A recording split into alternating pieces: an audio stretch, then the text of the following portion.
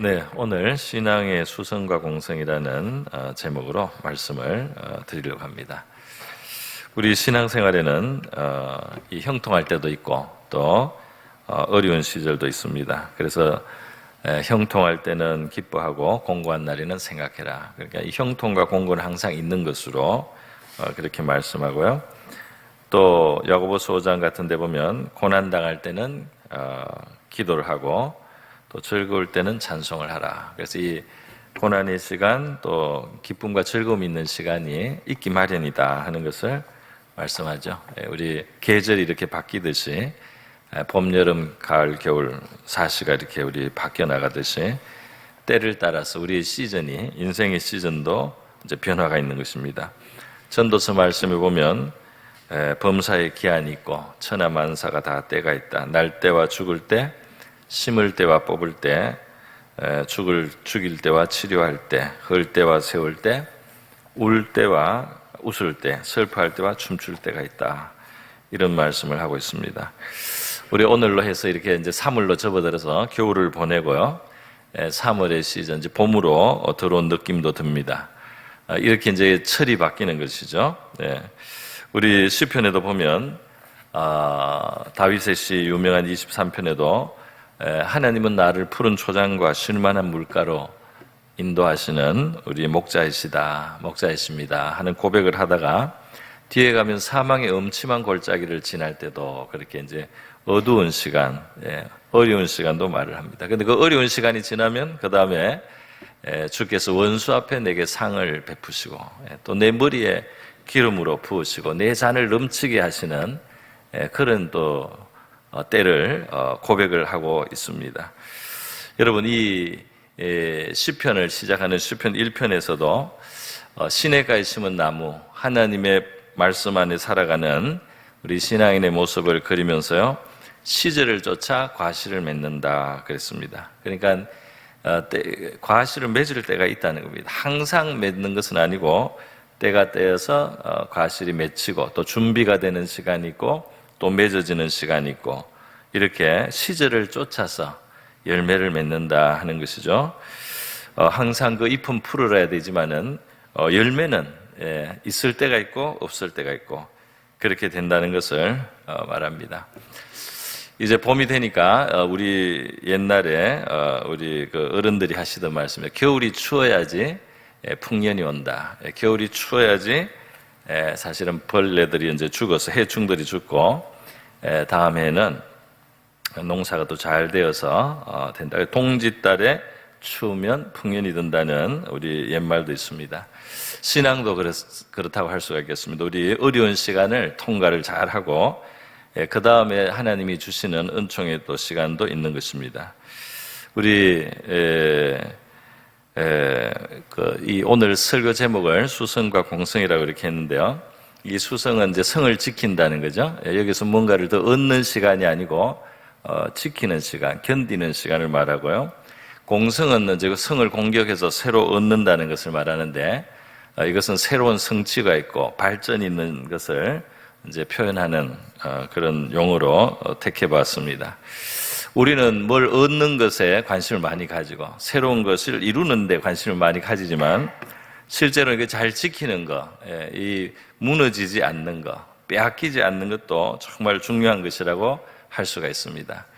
이 세계적인 그 우리 운동 선수들도 보면 그 이제 경기를 해서 이기고 지는 그런 시합을 하는 경우에는 반드시 공격을 잘한다고만 되는 것이 아니고 수비를 잘하는 사람들이 굉장히 그 가치가 있고 또 승리를 하고 큰 성취를 오히려 할 때가 있습니다. 이 프로 권투를 잘했던 알리 같은 선수도 이 굉장히 원래는 적극적으로 공격하는 선수가 아니라 잘 피하는 선수인데요.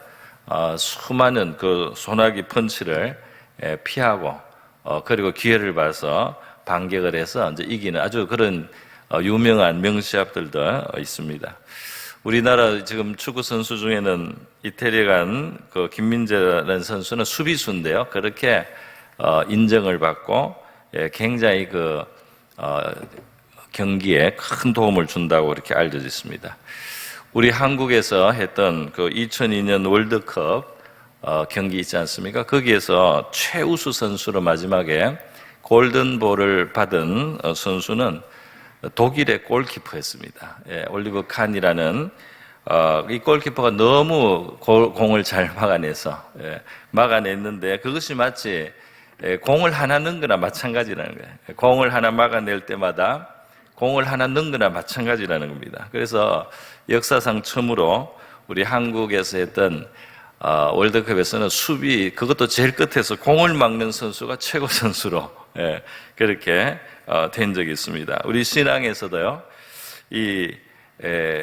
하나님의 말씀 속에는 어려움 속에서 그것을 우리의 마음을 지키는 것이 성을 빼앗는 것보다 낫다. 이렇게 잠언의 말씀도 그런 말씀을 하고 있습니다. 여러분, 이 믿음의 사람들이 살아가는 삶은 항상 형통한 삶만이 있는 것이 아니고 항상 열매를 많이 맺는 것처럼 보이는 시간만 있었던 것이 아니고 광야의 시간도 있고 연단의 시간도 있고 고난의 시간도 있었습니다. 오늘 우리에게 있어서도 이 코로나 같은 시간을 지날 때 우리가 뭘 뭘 성취하기가 어려운 시간이고 견디기가 간신히 견디는 그러기에도 급급한 그런 시간을 우리가 보내지 않습니까? 그래서 실제로 이 코로나 기간이 그런 우리에게 영적인 의미도 그런 의미를 가질 수도 있고요. 그래서 우리 오늘 이 시간 우리 하나님께서 이 어려운 시간에 견디고 이기는 그 믿음의 사람들을 그 기간에 준비하셔서 그 다음에는 오히려 열매를 진짜 맺는 때가 오고 성취하는 때가 온다는 이런 성경적인 그 진리를 함께 한번 생각해 보려고 하는 것입니다. 우리 먼저 생각해 볼 수 있는 인물이 있는데요. 요셉입니다. 요셉이 어려운 시간을 보내는데 굉장히 그 부당한 일을 먼저 겪습니다. 형들이 그를 시기함으로 그를 종으로 팔고 또 이 외국에 팔려가고 외국에 팔려가서 종이 돼서 열심히 낙심하지 않고 또 노력하고 하나님이 함께 하시고 복을 주셔서 요셉이 안정이 돼갈 때 그 주인집 여주인이 요셉을 유혹을 했는데 그 유혹을 물리치다가 요셉은 감옥에 가게 됩니다. 오히려 뒤집어 쓰고 감옥에 가서 파렴치범이 되어가지고 고생을 하게 되는데 그 장면을 우리가 보면 요셉의 생애 가장 어두운 시간이요, 가장 불행한 시간이고 원망할 만하고 비관할 만하고 낙심할 만한 그 시간인데 아주 빛나는 수성이 있습니다. 그것이 창세기 39장에 나오는데요. 그 주인의 아내가 요셉에게 눈짓하고 동침하기를 청하는데 요셉이 거절을 하고 자기 주인의 아내에게 말하기를 모든 집안의 소유를 내 손에 위탁하였지만은 이제 당신은 아니다. 그렇게 주인이 아무것도 금하지 않았어도 금한 것은 당신뿐이니 당신은 그의 아내임이라 그러면서요. 그런즉 내가 어찌 이 큰 악을 행하여 하나님께 죄를 지으리까 그랬어요. 그래서 이렇게 어려운 시간에 요셉이 그 하나님께 대한 신앙 고백이 있는 이 믿음의 모습이 보인다 이 말이죠. 그렇게 그 인생이 나락으로 떨어진 것 같고 뭐 잘해야지 외국에 팔린 종으로서의 좀 주인에게 인정받는 종, 그 정도가 된 거예요. 그런데 그것도 이제 성경은 바로 하나님의 함께 하셔서 요셉을 형통해 주셨다는 아주 그 세미한 은혜를 우리가 깨달아라고 말씀하고 있습니다. 우리가 어려운 시간에도 그 어려운 처지에서 우리를 도와주시는 그 세밀한 하나님의 손길을 우리가 볼 수 있다면 우리 믿음이 참 큰 힘이 될 줄로 믿습니다. 전체적으로 어렵지만 그 속에서 아주 그 안에서라도 우리를 도와주시는 하나님, 그 하나님을 성경은 굉장히 강조를 했습니다. 요셉의 생에서.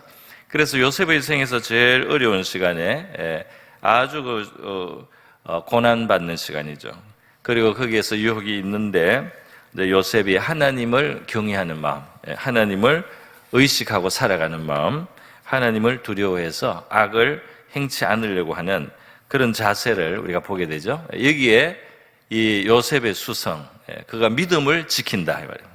하나님 앞에 신앙을 지킨다 어려울 때, 그게 자포자기나 낙심이나 원망을 하지 않고, 그리고 이제는 뭐 하나님도 나를 버렸으니까, 하나님도 나를 안 돌보니까 이렇게 그렇게 자기를 무너뜨리지 않고 바로 그 순간에도 하나님 앞에서는 이렇게 내가 할 수 없습니다 하고 그것을 거절하는 모습이에요. 이 요셉의 행동을 통해서 사실은 요셉이 이제 오히려 여주인의 미움을 받아서 추행을 하려고 했다고 오히려 이제 감옥에 가기는 가지만 여러분 이 모든 일은 하나님이 보고 계신 것입니다. 이 모든 일은 하나님이 아시는 거예요.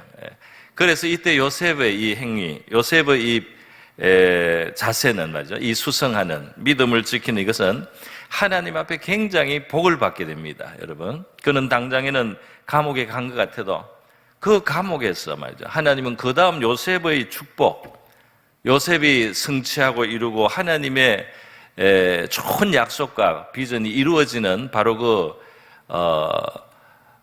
길이 그 감옥으로 가는데 사실은 준비가 되어 있었어요. 그 감옥에서 그는 바로의 궁중에서 섬기던 사람들을 죄수로 만나서 궁중에 대해서 알게 되고요. 그리고 특히 거기서 그 술과는 떡과는의 꿈을 해석하는 그런 과정을 통해서 나중에 바로 앞에 바로 청거가 되고 발탁이 되고 총리로 등용되는 데까지 가는 바로 이 고속도로가, 출세의 고속도로가 이 하나님을 믿는 수성할 때 그에게 더 어려운 시간이 온 것 같지만 그것이 바로 고속도로가 되어서 말이죠. 바로 지름길이 되어서 하나님이 그를 생애를 사용해 주시고 복되게 만들어 주시는 길이 거기에서 오히려 열렸다는 것입니다. 그래서 여러분 이 요셉이 어려운 시간에 하나님을 경외한 이 수상을 우리는 반드시 기억을 해야 되겠습니다. 그가 낙심하지 않고 하나님을 원망하지 않고 계속 믿음으로 살았을 때 그 결과는 굉장히 아름답게 되었다. 할렐루야. 오늘 우리 신앙생활도 마찬가지. 어려우면 우리가 낙심하고 뭐 하나님 왜 나를 안 돌봐주나 이렇게 하고 내 인생이 이렇게 꼬이느냐 말이야. 나는 왜 이렇게까지밖에 하나님은 나를 이렇게 외면하 이렇게 하고 우리가 그게 불평스러운 마음으로 원망하는 마음으로 자포자기한 마음으로 살아가면 좋은 것이 될 수가 없어요. 그런데 바로 그때는 중요한 순간입니다. 우리가 아주 빛나게 하나님을 경외하는 믿음을 보일 수 있는 때 거기서 진실로 우리의 참 믿음이 참 경외가 나타날 수 있는 오히려 기회가 될 수도 있다는 것입니다. 그 어려운 시간이 맞아. 그래서 그 어려운 시간에 이 자신을 지키고 믿음을 지키고 하나님을 경외하는 그 마음을 지킨 요셉이 말이죠. 감옥에 가지만 그 감옥이 바로 총리되는 지름길이에요. 총리되는 바로 고속 승진의 엘리베이터를 탄 거나 마찬가지다 이 말입니다. 여기 이 지하 우리 엘리베이터 타서 5층까지 바로 가지 않습니까? 바로 그 밑에 있는 것 같지만은 그것이 바로 꼭대기까지 올라가는 길이 되었다 하는 것입니다. 이렇게 요셉의 생에서도 하나님은 이 신앙이 어려울 때 신앙을 지키는 것이 얼마나 귀한지 우리에게 알려주시고 있다는 것입니다. 두 번째로 제가 소개해드리고 싶은 사람은 바로 다윗 임금이죠. 다윗 임금은 어려운 시간을 보낼 때 말이죠. 이 왕의 시기를 받아가지고 공을 많이 세워놓고도 그 인정받지 못할 뿐만 미움을 사는 거예요. 왕이 죽이려고 오히려 달려드는 겁니다. 군사를 이끌고 이 사냥하듯이 다윗을 쫓는 이러한 시절을 그가 보내야 됐습니다. 이제 그러던 중에 어느 날 다윗이 있는 동굴에 모르고 왕이 들어와서 그 다윗과 일행들이 피해 있는데 다윗을 쫓던 왕이 이 끔끔한 동굴에 들어왔어요. 거기서 바로 다윗이 결단만 하면 왕을 죽일 수도 있는 바로 이제 그런 시간이 있었습니다. 그런데 사무엘상 24장에 보면 다윗과 함께 있던 사람들은 이때 이 원수처럼 지금 당신을 쫓고 죽이려고 하는 이 사울왕을 처치하자고 옆에 있는 사람들은 그러죠. 그런데 다윗은 그 사울왕의 생명을 손대지 않습니다. 대신 겉옷자락만 살짝 뺐어요. 나중에 이제 보여주면서 내가 당신을 해칠 수도 있지만 해치지 않았단 말이에요. 그러니까 내가 당신을 해야 할 뜻이 없으니까 나를 제발 이렇게 죽이려고 쫓아다니지 않으셔도 된다고. 이게 다윗이 그걸 증명하려고 겉옷을 살짝 펴서 어두우니까 몰라요. 바로 옆에도 이 밝은 데서 들어오면 아무것도 안 보이지 않습니까? 그래서 동굴에서 옆에 겉옷을 살짝 폈습니다. 그러고도 말이죠. 이 본문에 보면 그리한 후에 사울의 옷자락 뱀으로 말미암아 다윗의 마음이 찔렸다 그렇게 돼 있어요. 왜 찔릴까요? 생명을 해하지 않은 것만 해도 자기는 선을 행한 것인데 왜 그럴까요? 왜 그러냐면 그 사울왕이 바로 하나님이 기름을 부어 세운 왕이다 이 말입니다. 그래서 생명을 해하지 않는 것은 당연하고 그의 옷에 칼을 댔다는 그 자체만으로도 이 하나님께 대한 자기의 침해가 되지 않는가, 하나님에 대한 자기의 불경이 되지 않는가 하는 그런 반성을 다윗이 가졌다는 거예요. 양심에. 그래서 6절에 자기 사람들에게 이르되 내가 손을 들어 여호와의 기름 부음을 받은 내 주를 치는 것을 여호와께서 금하시는 것이니 그는 여호와의 기름 부음을 받은 자가 됩니다. 그러니까 이 사울이 훌륭하거나 사울이 이뻐서 사울이 존경스러워서 사울을 존중하는 것이 아니고 다윗은 하나님을 너무나 공경하기 때문에 그래 하나님의 섭리와 질서 속에 세워진 이 사울에게 칼을 대는 것에 대해서 그 옷자락에도 칼을 대는 것에 대해서 마음의 어려움을 느꼈다 이 말입니다. 그런데 이것은 굉장히 하나님을 경외하는 태도라고 할 수가 있죠. 그래서 다윗이 이 말로 자기 사람들을 금하여 사울을 해하지 못하게 아니라 사울이 일어나 굴에서 나가 자기를 무사히 사울은 아무 일도 당하지 않고 살아나가서 계속 그 다음에 그것 때문에 다윗은 또 고생을 더 합니다. 고생하는 시간이 계속 되는 거예요. 그러나 여기서 바로 이렇게 복수도 할 수 있고 원한을 풀 수도 있는 바로 그 시간에 하나님을 경외하는 마음으로 자기를 지키는 자기의 믿음과 하나님을 대한 경외함을 수성하는 지키는 이 다윗 말이죠. 이것이 쌓이고 쌓여서 나중에 다윗이 진실로 왕이 될 때는 하나님이 이 사울 임금은 블레셋 군대 손으로 처리를 해주시고 다윗이 왕이 될 때는 아무 흠이 없는 다윗 왕이 하나님께서 온 백성이 기뻐하고 온 백성이 지지하고 환대하고 그리고 많은 사람들이 그를 위해서 헌신해주는 그런 아름다운 하나님이 주신 힘과 권세를 가진 다윗 임금이 된 것입니다. 할렐루야. 또 나라에도 아무 뒤탈이 없는 거예요. 아무 뒤탈이 앞에 왕을 죽이고 왕이 됐다는 이러한 어떤 불명예라든지 오점을 남기지 않고 다윗은 하나님을 경외했기 때문에 결국 자기의 명예를 지키고 자기의 영광이 아주 풍성하게 되는 그 길을 갖게 된 겁니다. 스스로 성을 빼앗는 것보다 자신의 믿음을 지키고 자기의 그 선을 지키고 자기의 그 분수를 지키는 이 수성을 하면서 다윗은 영광을 확보를 한 거예요. 할렐루야. 내가 꼭 다른 사람을 것을 가서 그걸 쟁탈을 하고 뺏어오고 이렇게 해야지 내 힘과 내 능이 되는 것이 아니고 내 영광과 내 성공이 되는 것이 아니고 내가 내 분수를 하나님 앞에서 지키고 하나님을 두려워하는 믿음을 지킬 때 하나님이 주시는 영광, 하나님이 주시는 권세, 하나님이 주시는 힘이 우리에게 주어지게 될 줄로 믿습니다. 수성이 중요하다 이 말이에요. 세 번째로 바로 오늘 야고보서에서 말했던 욥을 우리가 보게 되는 것입니다. 이 욥을 보게 되면 정말 아무 문제가 없는 욥이 정말 불같은 시험을 당하게 됩니다. 이런 참 우리 세상에서도 어떻게 이렇게 의로운 사람에게 이렇게 불행한 일이 생길 수 있는가 하는 바로 이제 그런 일을 욥이 당해서요. 재산을 잃고 자녀를 잃고 나중에는 건강도 잃고 아주 그냥 그 건강까지 다 잃었을 때는 이제 비난도 받아요. 사람들이 욥은 아주 큰 죄를 숨은 죄가 있어서 하나님 앞에 이렇게 재앙을 당한다 하는 이제 그런 사람들의 편견을 받게 되는 거죠. 명예도 잃게 되는 거죠.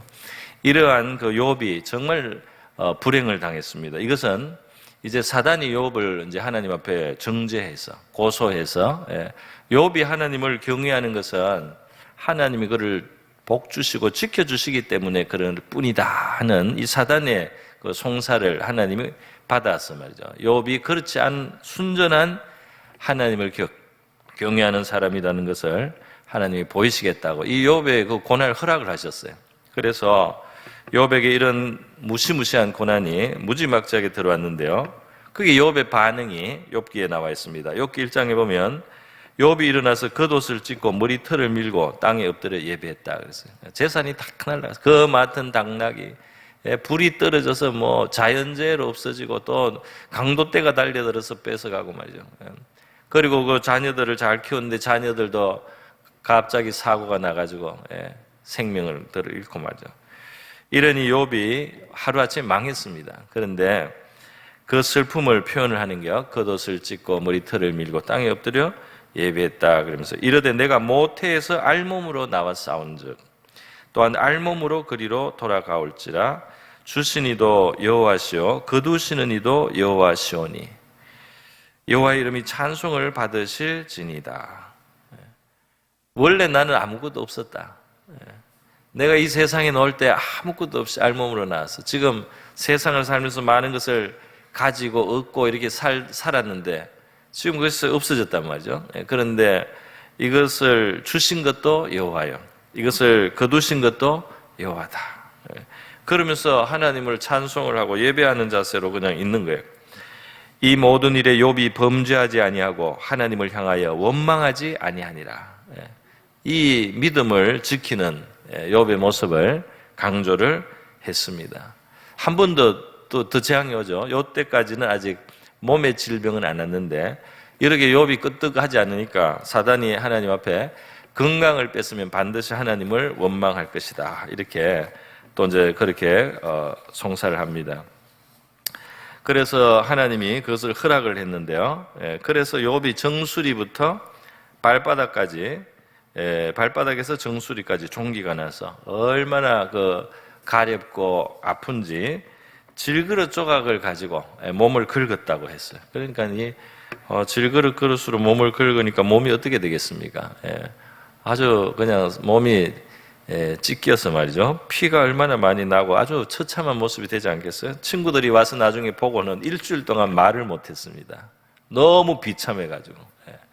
친구들이 아주 신이 있고 좋은 친구들인데 3명이 욥을 위로하러 왔다가 그 처참한 모습을 보고는요, 일주일 동안 말을 못했어요. 그리고 그 친구들도 편견이 생기는 거예요. 이렇게 재앙을 당하는 것을 보니까 이 사람이 정말 하나님 앞에 큰 죄를 지었나 보다. 이 사람 회개해야 되겠네. 이런 생각이 들 정도로 그랬습니다. 자, 그런데 옆에서 말이죠. 아내가, 가까이 있는 아내가 이때 이제 그 믿음을 지키지 못해요. 아내가 믿음을 못 지켜요. 그래서 이 아내가 말이죠. 이 욥이 입으로 하나님 원망하지 않는 것도 화가 나는 거예요. 이런 일을 당했는데. 그래서 아내가 그에게 이르되 당신이 그래도 자기의 온전함을 굳게 지키느냐? 하나님을 욕하고 죽으라. 얼마나 이 무서운 말입니까? 그죠?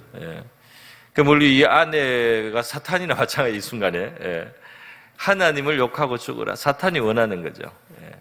자포자기, 그리고 믿음을 버리고 이렇게 하라는 겁니다. 그런데 10절에 보면 욥이 지키는 모습이 나옵니다. 그가 이르되 그대의 말이 한 어리석은 여자의 말 같도다.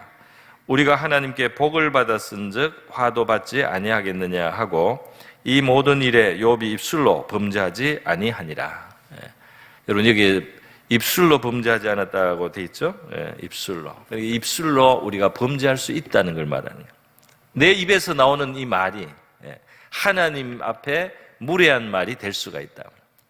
내 입에서 나오는 말이 하나님 앞에서 정죄될, 하나님이 보시기에 악한 말이 될 수 있다 이 말이에요.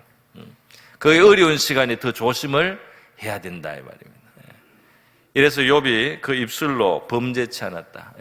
그 욥의 그 다음 이제 긴 이야기가 그 친구들과의 대화 이야기가 길게 나오고 욥기 끝에 가면 하나님께서 이 어려움을 당하고 이 고난을 극하게 당하고도 그 입술을 지키고 하나님 경외하는 마음, 온전한 마음을 지키고 입술로 범죄하진 이 욥, 수성한 이 욥에게 상을 주시네요. 그에게 보상을 해주시는데 엄청나게 상을 주신다 이 말입니다. 그래서 이 욥이 결국은 축복을 받게 되는 거예요. 이 고난이 그렇게 심했는데도 또 하나님이 뜻하시고 역사하시니까 그렇게 어렵지 않게 다시 일어날 수가 있는 겁니다. 할렐루야. 망할 때는 도저히 다시는 희망이 없을 것 같아도요, 하나님이 우리를 다시 일으키시려고 도와주시기로 하고 작정을 하면은 간단하게 일어날 수가 있습니다. 간단하게 일어날 수가 있어요. 그래서 이 욥의 경우에도 마지막 욥기 맨 끝에 12장 부분을 보면은 마지막 이제 때 그 욥을 친척들이 찾아오고 많은 사람들이 찾아와서 욥에게 위로를 하면서 금골이라든지 이렇게 그 좀 귀중한 그런 재화를 조금씩 이제 나누어 줬으면 욥에게 주는 거예요. 그걸 가지고 이제 다시 출발을 하는 겁니다. 출발을 하는데 하나님이 말년에 욥에게 처음보다 더 복을 주셨다 그랬어요. 그래서 사실은 욥이 가지었던 것이 두 배로 다시 회복이 됩니다. 양도 그렇고 낙타도 그렇고 소도 그렇고 나귀도 그렇고 자식들까지도 다시 하나님이 주셔요. 그리고 욥의 마음을 위로해 주시기 위해서 그 딸들이, 아름다운 딸들이 3명이나 나서 욥에게 위로를 주는 거예요. 그리고 또 욥에게 장수를 주시고 손자 4대를 보게 하십니다. 욥이 얻은 것은 이렇게 고난 뒤에 그런 보상이나 어떤 상을 받은 것뿐 아니에요. 바로 이 고난의 시간을 통해서 욥은 신앙 영적인 큰 성장을 했습니다. 욥기 42장 5절에 보면 욥이 이 고난을 견디고 이긴 후로 하나님에 대한 그의 믿음과 이 지식이 더 풍부해졌단 말이에요. 그래서 그것을 표현하기를 내가 주께 대하여 귀로 듣기만 하였사오나 이제는 눈으로 주를 배움나이다. 욥의 이 하나님하고 가까워진 정도가 엄청나게 가까워지는 영적인 축복, 영적인 성장을 그가 얻게 되었어요. 하나님은 그에게 권위도 주셨어요. 그를 잘못했을 거라고 추측하고 회개하라고 했던 이 친구들을 하나님 오히려 책망했습니다. 책망하고 또 욥이 그 친구들을 위해서 기도해 줘야지 친구들이 용서받을 수 있다. 이렇게 하나님이 해서 욥이 친구들을 위해서 하나님 앞에 기도를 해서 친구들이 용서를 받게 만들어 주셨어요. 이렇게 욥을 하나님이 높여 주셨던 것입니다.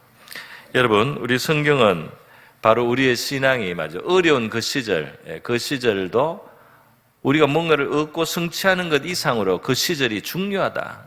그 성을 지키고 믿음을 지키고 어려운 시간에 우리의 마음을 지키는 것, 하나님을 경외하는 것, 입술로 범죄치 않는 것이 얼마나 귀중한가 말이죠. 그것이 얼마나 복된 씨앗이 될 수 있는가, 그것을 말하고 있다 이 말입니다. 그래서 우리 베드로 사도를 통해서 베드로서에서 하나님이 주신 말씀은 우리에게 영광을 주시기 전에 우리에게 있는 그 고난에 대해서 말을 했어요. 그래서 그것이 분명하기 때문에 그 고난 속에 있을 때 기뻐하고 오히려 즐거워하라. 그것이 우리를 연단하지만 영광에 참여하게 되는 그런 준비가 되는 시간이다. 이렇게 말씀을 했습니다. 여러 가지 시험으로 잠깐 근심을 하게 되지만, 그렇지만 이렇게 우리가 연단을 받으면 나중에는 칭찬과 영광과 존귀가 기다리고 있다는 것입니다. 또 데살로니가 후서에서도 바로 이런 신앙인이 갖는 어려움 속에는 하나님 나라에 합당한 자라고 인정받는 과정이 될 수 있다는 거예요. 그걸 통해서 정말 이 사람은 하나님 나라에 맞는 사람이다. 그 공식적으로 하나님이 증명하는 시간이 될 수 있다는 것입니다. 바로 예수님이 가신 길이 고난을 통한 영광이었어요. 그래서 이 구원을 이루시는 바로 이 예수님이 고난을 통과하면서 나중에 우리를 구원도 하시고 자신이 영광에 이르시는 이런 결과를 얻게 되었습니다. 우리는 하나님 보실 때 그리스도와 함께한 하나님의 상속자예요. 할렐루야.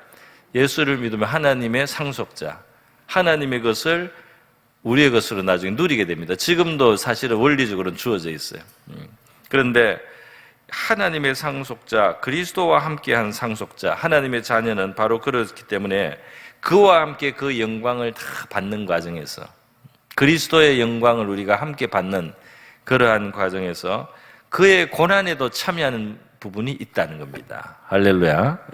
그의 고난에도 참여하는 부분이 있다. 그래서 베드로전서 5장에는 모든 은혜의 하나님 곧 그리스도 안에서 너희를 불러서 자기의 영원한 영광에 들어가게 하시는 하나님이 잠깐 너희들에게 고난을 허락하시면서 또 너희를 붙들어 주신다, 그런 말씀을 하고 있습니다. 여러분, 그러므로 우리는 이 코로나든 무슨 인생의 겨울이든 신앙의 광야 생활이든 어떤 시간을 만날 때 앞을 내다보고 이 어려움이 전부가 아니고 끝이 아니라고 기대하고요, 하나님께서 우리의 이 고난의 시간, 어려운 시간 속에 우리가 믿음을 증명하고 하나님을 경외하는 것을 더 빛나게 드러나게 할 수 있는 기회로 이 시간을 통과하고 연단을 하고 우리에게 기쁜 시간을 주시고 즐거운 날을 보게 하실 하나님을 향해서 믿음을 가지시기를 바랍니다. 이것이 시편 90편에 모세의 기도로 나와 있어요. 모세도 그렇게 기도를 했습니다. 우리를 불쌍히 여겨달라고 그러면서요, 우리의 평생에 즐거움과 기쁨을 주시되 우리가 괴로움을 당했던 그 날수를 기억하시고 우리가 화를 당했던 그 시간들을 기억해 주셔서 우리에게 그것을 갚으셔서 기쁨을 주시는 시간이 오게 하여 주시옵소서. 할렐루야. 그렇게 기도를 했습니다. 성경은 바로 슬픈 자를 위로하고 하나님께서 슬퍼하는 자에게 화관을 주시고 죄를 뒤집어 썼던 사람에게 기쁨의 기름을 주시고 슬픔을 옷 입었던 사람이 찬송의 옷을 입게 되고 근심을 가졌던 사람들이 하나님의 영광을 나타낼 사람들이 되는 바로 이러한 복된 소식입니다. 오늘 하나님은 바로 그런 일을 이루실 수 있는 하나님이시라는 사실을 저와 여러분이 기억하고요, 우리 삶의 인생의 겨울, 코로나의 어두운 시기, 사망의 골짜기, 신앙의 광야를 통과할 때 수성해서 하나님이 주시는 승리의 시간, 성취의 시간을 향해서 나가시는 저와 여러분이 될 수 있기를 주님의 이름으로 축복합니다.